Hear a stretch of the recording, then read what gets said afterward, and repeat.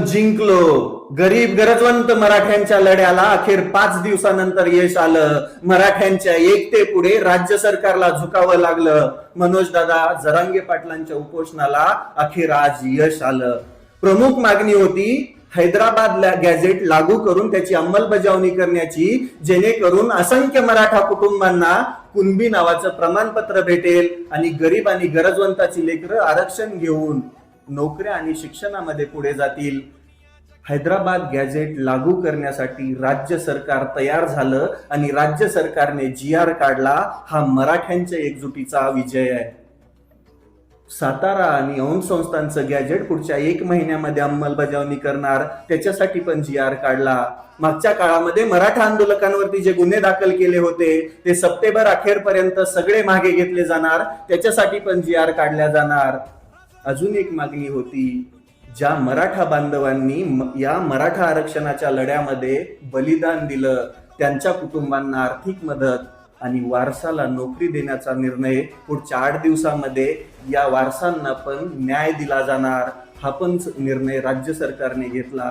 मराठा आणि कुणबी एकच आहे, हे पुढच्या 2 महिन्यामध्ये याची पण अंमलबजावणी करणार. राज्य सरकारने त्याच्यासाठी पण GR काढला आणि शेवटी मराठ्यांच्या एकजुटीचा विजय झाला. मराठे नेहमी लढलेत आणि प्रत्येक लढाईमध्ये यशच मिळवलंय. मनोज दादा जरांगे पाटलांच्या उपोषणामुळे राज्य सरकारला झुकावं लागलं. मराठ्यांच्या एकतेपुढे राज्य सरकारला झुकावं लागलं. राज्य सरकारने मराठ्यांच्या मागण्या मान्य केला. राज्य सरकारचे पण हार्दिक आभार आहेत. या लढ्यामध्ये ज्या बांधवांनी एकजुटीने सगळे लढले त्या सर्वांचे हार्दिक अभिनंदन. ज्या बांधवांनी मराठा आरक्षणाच्या लढ्यामध्ये बलिदान दिलं त्यांना भावपूर्ण श्रद्धांजली. आता गोरगरीब मराठ्यांची लेकरं कुणबी नावाचं प्रमाणपत्र घेऊन नोकऱ्या आणि शिक्षणामध्ये आरक्षण घेऊन पुढे जाणार आणि हा विजय आहे मराठ्यांच्या एकजुटीचा.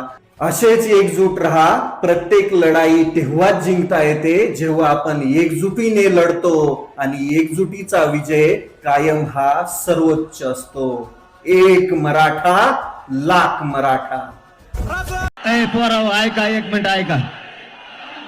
ए पोराव ऐका, हा म्हणून अरे, कारण याच्यापेक्षा काय पाहिजे आपल्याला? याच्यापेक्षा काय पाहिजे पोराव आपल्याला? याच्यापेक्षा काय पाहिजे? हा म्हणू का? खाली बसलेले मंडपातले ओके, जिंकलो रे राजा बापू तुमच्या ताकदीवर.